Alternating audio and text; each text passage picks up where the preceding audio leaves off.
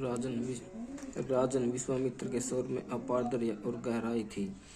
मुझे यह जानकर संतोष है कि तुम्हारी शासन की सीमा में प्रजा न केवल सुविधा संपन्न है बल्कि सुखी भी है। सदाचारी संस्कारी प्रजा का श्रेय राजा को ही जाता है। जहाँ तक मेरी दृष्टि जाती है वहाँ तक मैं वर्तमान में तुम्हारे राज्य से सुखी प्रजा और कहीं नहीं पाता हूँ। तुम्हारी पीठ पीछे प्रजा तुम्हारी प्रशंसा करती है और तुम्हारे शुभ की प्रार्थना करती है। साधु राजन साधु। ब्रह्म ऋषि विश्वामित्र जो कभी किसी बात से संतुष्ट होते, असंतोष और अतृप्ति ही इनकी तपस्या की शक्ति है। उनका मानना है कि जीवन में कुछ प्राप्त करने के लिए हृदय में गहरा असंतोष होना चाहिए, आग होनी चाहिए जो मनुष्य को लक्ष्य प्राप्त की ओर धकेले। किंतु कैसा अद्भुत असंतोष है विश्वामित्र का। इसे ही सात्विक असंतोष कहते हैं। कहीं कोई हताशा अथवा दुख का नाम नहीं, बस प्यास, मानव जाति की सुखी करने की प्यास। तभी तो महान शास्त्रों के निर्माता होने के पश्चात भी इन्होंने कभी अपनी शक्तियों का दुरुपयोग नहीं किया। ब्रह्म ऋषि बनने के बाद तो उनकी आत्मा जैसे ब्रह्मा में ही स्मरण करती है और वे विश्वामित्र दशरथ के शासन व्यवस्था से प्रसन्न हैं। अद्वैत होकर दशरथ ने पुनः विश्वामित्र के सम्मुख अपना मस्तक झुका दिया और कातर स्वर में बोले, ब्रह्म ऋषि की अनुकंपा है जो वे दास से प्रसन्न है। दशरथ, आशा है तुम्हारे सीमावर्ती शत्रु तुम्हारे वंश में होंगे और यदि कोई शत्रु उपद्रव करे तो वह तुमसे अनुशासित हो। विश्वामित्र के स्वर में वरदान का तेज था। गुरुवर वशिष्ठ विश्वामित्र का मुख प्रसन्न था तो मुझे भी महर्षि विश्वामित्र कहना पड़ेगा। वशिष्ठ ने ठहाका लगाया, ब्रह्म ऋषि कहकर मेरे अहंकार को बढ़ाना चाहते हैं। विश्वामित्र भी खिलखिलाकर हंस दिए। हे पदवियों केवल अहम वृद्धि का साधन बनती है। हाँ, यदि इनसे स्वयं का कोई बांधे रहे तो। वशिष्ठ का स्वर दार्शनिक हो उठा।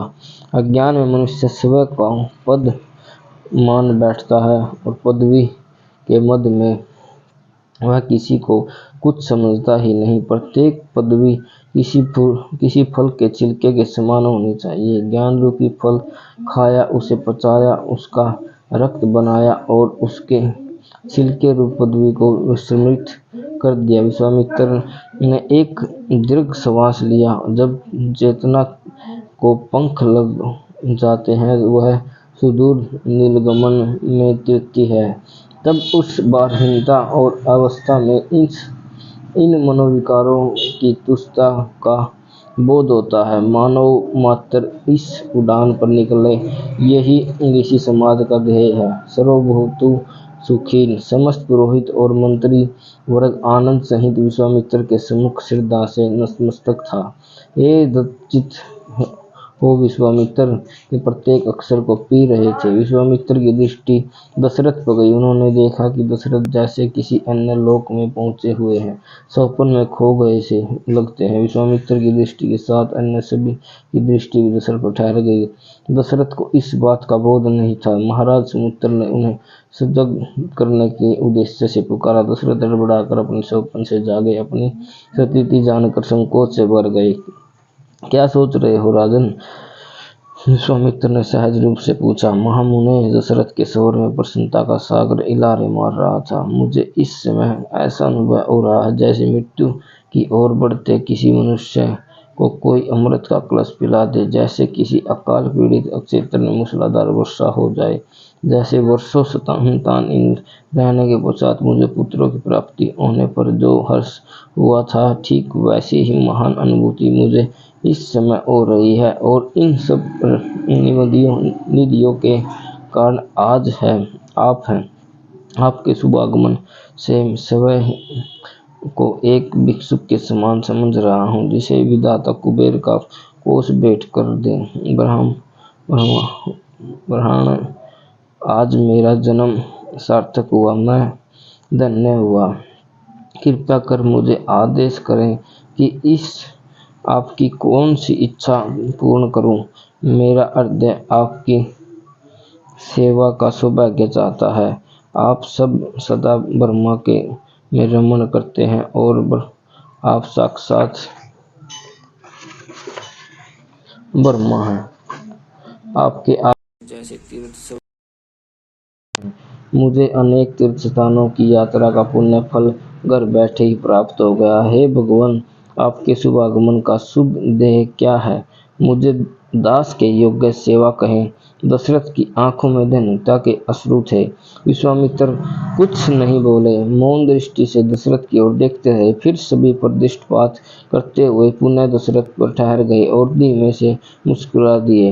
लगा कुछ कहेंगे किंतु मौन रहे। महर्षि दशरथ अति विनीत स्वर में बोले, आप तनिक भी संकोच न करें, मैं आपकी सेवा कर भी पाऊंगा या नहीं, ऐसे भाव को अपने हृदय में स्थान न दें। आपकी इच्छा पूर्ति में मैं सेवा का अनुभूत मानता हूँ। दशरथ पुनः विश्वामित्र की मन की बात जानने के लिए उनके मुख की ओर किसी याचक के समान निहारते रहे। शेष भी प्रतीक्षा में थे कि विश्वामित्र कुछ कहे। दशरथ विश्वामित्र धीरे से बोले, तुम धरती पर वर्तमान राजाओं में सिंह के समान हो। धर्म और कर्तव्य का पालन करने की जो भावना तुम में है वह अन्यथा किसी देखने को नहीं मिलती, कहीं देखने को नहीं मिलती। तुमने जो उदार वचन अभी कहे हैं वे तुम्हारे अनुकूल हैं और हो भी क्यों न। जिस राजा के पास ब्रह्म ऋषि वशिष्ठ जैसे राजगुरु हों वह राजा संस्कारों से ऋषि तुल्य भी होता है। शेष राजा अन्यायी और अविवेकी क्यों हैं? क्योंकि उनके पास उनकी हाँ में हाँ मिलाने वाले राजगुरु हैं। वे राजा को सत्य पद पर अग्रसर नहीं करते। राजा के साथ सबसे बड़ी समस्या यह है कि वह कुफूद पर चल पड़ा है, तो कौन उसे समझाए। वह और लोभ के कारण सामान्यतः कोई राजा का विरोध नहीं करता, किंतु राजगुरु वह शक्ति है जो राजा को अनुशासित करती है। वशिष्ठ के मार्गदर्शन में तुम सतपथ पर गतिशील हो, इसलिए मैं तुम्हें अपना मंतव्य कहता हूँ। मुझे विश्वास है सत्य प्रतिज्ञा करने वाला दशरथ मेरा कार्य सिद्ध करेगा। दशरथ की संकित बुद्धि ठिठकी। विश्वामित्र ने अपने मनोरथ कहने से पूर्व यह क्यों कहा कि सत्य प्रतिज्ञा करने वाला दशरथ मेरा कार्य सिद्ध करेगा? आखिर विश्वामित्र ऐसा क्या मांगने वाले हैं जिसके लिए उन्हें दशरथ के उसके ही वचन में बांधना पड़ा? ब्रह्मा ऋषि बनने के पश्चात तो वे अपने सिद्ध आश्रम में एकाएक वैज्ञानिक का जीवन व्यतीत कर रहे थे। संसार तो यह भूल ही गया था कि कहीं आते जाते भी हैं। बस हर समय दिव्य शक्तियों के जगत में यज्ञादि करते रहते हैं। इनकी समस्त कामनाएं ही गिर गई हैं। उन्हें बोला, ऐसा क्या चाहिए जिसके लिए वे दशरथ के पास विशेष प्रयोजन से आए? यही सब सोचकर दशरथ ने अति उत्साहित होकर विश्वामित्र से मुंह मांगी सेवा करने की याचना की। पुरुषवर प्रवर विश्वामित्र जैसे ही कहीं खो गए। मैं एक प्रयोग कर रहा हूँ, उस सिद्धि के लिए जो अनुष्ठान करता हूँ उसे राक्षस आकर नष्ट कर देते हैं। यज्ञ के सहयोगी ऋषियों और ब्रह्मचारियों की हत्या कर वे उन्हें जैसे रक्त मांस की वर्षा कर देते हैं। स्थिति यह हो गई है कि मेरे आश्रम वासियों में भय के कारण अन्यत्र जाने का भाव उदय होने लगा है। किंतु आप भी सर्वप्रथम सर्वोत्तम ऋषि श्रेष्ठ समुद्र चिंतित और चंकित स्वर में बोले, आपके पराक्रम और शास्त्र ज्ञान के समान दूसरा कोई दिखाई नहीं देता। समुद्र भूत प्रकृति और बल सदा उसी रूप में साथ नहीं चलते। जब मैं क्षत्रिय था तब मुझ में पराक्रम था, उस पराक्रम में मैंने सिद्ध भी किया। अब शरीर बल प्राकृतिक चक्र के अनुसार घटा और ज्ञान पक्ष संबल हुआ। विश्वामित्र सारी स्थिति स्पष्ट करते जा रहे थे। फिर आश्रम में रहने वाले ऋषि योद्धा नहीं होते। उसने आश्रम में बाहर हिंसा के भय से सैनिक टुकड़ियां नहीं रख छोड़ी होती। ऐसे में राक्षस के आक्रमण को वे नहीं रोक सकते। वैसे भी तपस्वियों, ब्रह्मचारियों, वनप्रस्थियों और साधु सन्यासियों का कर्म का स्वभाव युद्ध नहीं, यह दैत्य क्षत्रिय का है। वह दुष्ट दलन करे और निर्बलों को राक्षस रक्षा करे। मुनि श्रेष्ठ दशरथ के स्वर में ओज और आश्चर्य था। सिद्धाश्रम पर आक्रमण कर राक्षसों को क्या मिलेगा? राजन वशिष्ठ बोले, वही जो धनी पर आक्रमण कर दस्युओं को मिलता है, धन। दशरथ के माथे पर असमंजस उभरा। आश्रम में इतना धन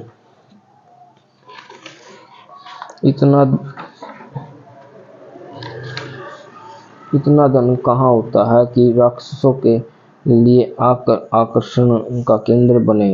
राजन वशिष्ठ मुस्कुराए, धन का अर्थ केवल स्वर्ण नहीं होता, मुद्रा नहीं होती।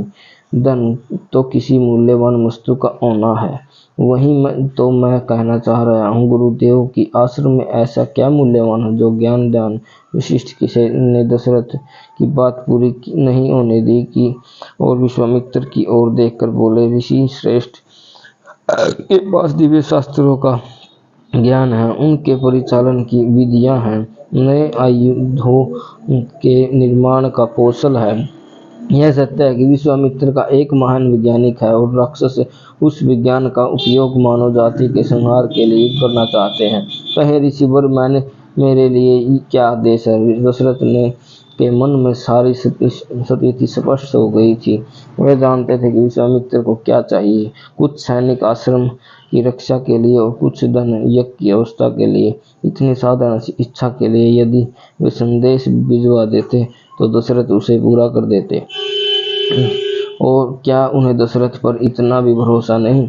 वैसे यह उनकी अनुकमा और कि वे पधारे। नृप श्रेष्ठ विश्वामित्र का स्वर तेजस्वी था। मेरे इस महान प्रयोग का अधिकांश भाग पूरा हो चुका है। अंतिम 7 दिन अति संवेदनशील और अति महत्वपूर्ण है। यदि ऐसे समय में उन बलवान और शिक्षित राक्षस मारीच और शाहबू ने मेरे आश्रम में रक्त मांस का खेल खेला तो बहुत कुछ मूल्यवान निष्फल हो जाएगा। इस यज्ञ की रक्षा के लिए मुझे तुम्हारा सत्य पराक्रमी वीर श्रेष्ठ पुत्र राम चाहिए। मैं चाहता हूँ कि राम मेरे यज्ञ की रक्षा करे। राम दशरथ का मुख खुला खुला रह गया और आंखें कीर्तिवत मूड हो पथरा सी गई। उनका एक मन हंसा और बोला, लगता है वृद्धावस्था में विश्वामित्र बोरा गए हैं। इसे राम चाहिए, जैसे कि राम कोई सामान्य द्वारपाल है। हाँ राम, विश्वामित्र सहज रूप से बोले। राम मेरे द्वारा सुरक्षित रहकर अपने पराक्रम और अलौकिक तेज से उन राक्षसों का नाश करने में समर्थ है। मैं राम को सब तरह से सामर्थ्यवान बनाऊंगा। उस दिव्य बल को पाकर तुम्हारे पुत्र राम सारे संसार में विख्यात होगा, जिससे तुम्हारे रघुकुल की कीर्ति में वृद्धि होगी। दशरथ मन ही मन कूड़े। किसी ने सत्य कहा है कि वृद्धावस्था में मनुष्य की बुद्धि अपनी स्वाभाविक समझ खो देती है। अभी वह कर रहे थे और अब मुझसे वह पराक्रम कर कहाँ यह कह रहे थे। राम मेरी द्वारा सुरक्षित रहकर अपने पराक्रम और अलौकिक तेज से उन राक्षसों का नाश करेगा जो स्वयं अपनी सुरक्षा नहीं कर सकता और सहायता मांगने राजा के पास आया है। उस पर यह कहना कि मैं उसकी रक्षा करूंगा, जो मेरी रक्षा करेगा। यह क्या हो गया विश्वामित्र को? इस अव्यावहारिक ज्ञान वाले विश्वामित्र की संसार में इतनी डुगडुगी पीटी हुई है? क्या हास्यास्पद और बचकानी मांस सुकुमार राम को बालक राम को राक्षस से लड़ने और यज्ञ की रक्षा के लिए भेजा जाए? अभी से कह रहे थे कि युद्ध अब उनका स्वभाव नहीं रह गया है। इतनी समझ नहीं रही कि युद्ध बालकों का भी स्वभाव नहीं है। विश्वामित्र ने देखा दशरथ को जैसे काट मार गया। दशरथ के मुख की पर आए बाहों से स्पष्ट दिखाई दे रहा था कि किसी गहरी ऊहापोह में गोते लगा रहे हैं। भूपाल पुत्र के प्रति असमिक स्वाभाविक, किंतु तुम पुत्र मोह का त्याग करो। विश्वामित्र बोले, इन राक्षसों को तुम राम के हाथों मारा हुआ जानो। दशरथ की कुंडन ने उसके भीतर विष घोला। यह बुद्ध विश्वामित्र बोरा गया लगता है। कहता है कि राम के द्वारा मारीच और शबाहु को मरा जानो, जैसे ये दोनों राक्षस और उनकी राक्षसी सेना किसी सुकोमल लता में है लगे पुष्प है, और राम जाएगा और उन्हें तोड़ लाएगा। दशरथ की बुद्धि उन्हें प्रताड़ित करते हुए बोली, थोड़ी देर पहले इतनी आनंदित होकर इतनी बड़ी बड़ी बातें कहकर कि क्या आवश्यकता थी? क्यों तुम्हारे प्राण इस ऋषि को उसका प्रिय देने के लिए तड़प रहे थे? ऊपर से तुमने जो प्राण जाए और वचन न जाए जैसी कीर्ति की रघुकुल को पताका बना रखा है, उसी के मकजाल में तुम स्वयं फंस गए हो। तुमने वह कहावत सुनी है न, दशरथ आ बाल मुझे मार। तुम सदा वही करते हो आए हो। अब तो यह ऋषि जिद्दी स्वभाव का है, राम के लिए बिना टलेगा नहीं। तुम भी जानते हो कि अपनी अच्छाई को बनाए रखने के लिए तुम्हें राम को इस असमर्थ ऐसाई वानप्रस्थी सन्यासी के साथ भेजना पड़ेगा, और स्वयं अपनी रक्षा नहीं कर पाया वह तुम्हारे पुत्र की रक्षा क्या करेगा? जब राक्षसों को पता लगेगा कि दशरथ का ज्येष्ठ पुत्र राम, बालक राम, जिसने कुछ ही दिन हुए हैं अपनी शिक्षा पूर्ण किए, वह अनुभवहीन राम उनसे युद्ध करने आया है, उन्हें दंडित करने आया है, तो वे सबसे पहले तुम्हारे राम की हत्या करेंगे।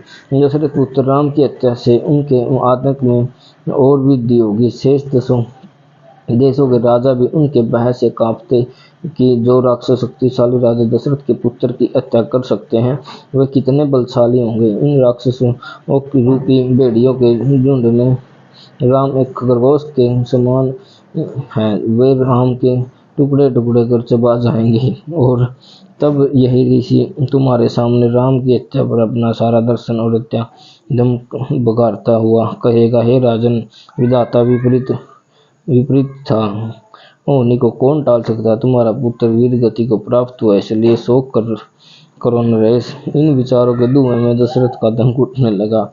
उसे सांस लेने में कठिनाई हुई, लगा जैसे कोई किसी ने उसका कंठ दबाना आरंभ कर दिया है। दबाता ही चला जा रहा है।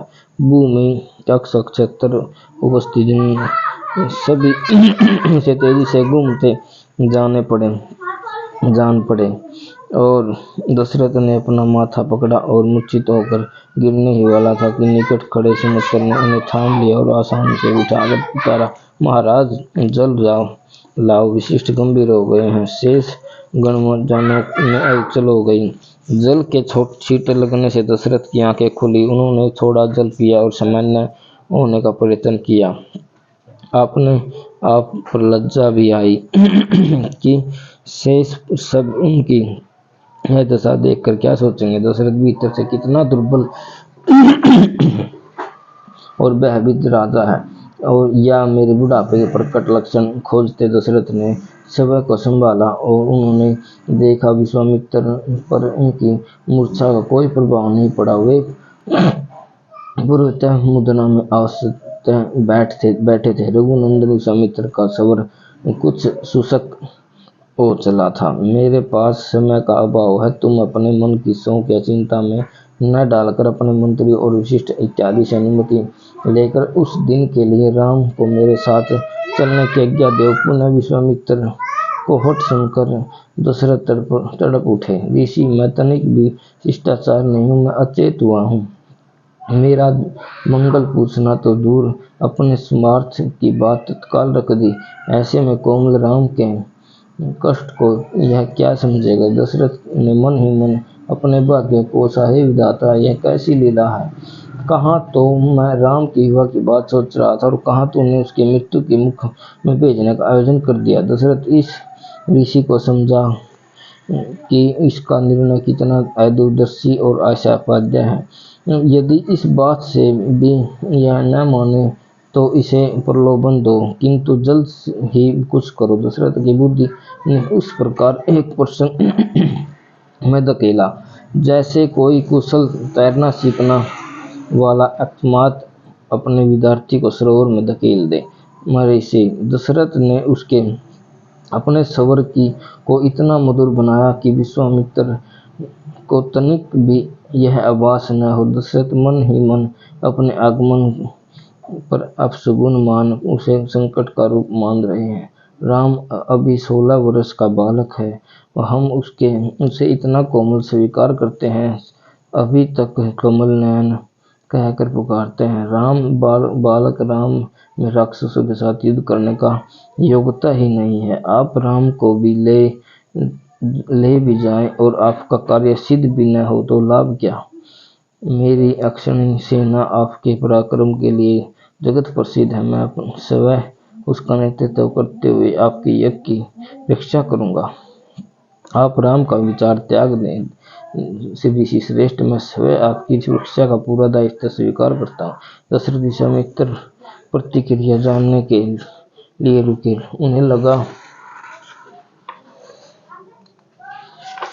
उन्हें लगा उनके तर्क से प्रभावित होकर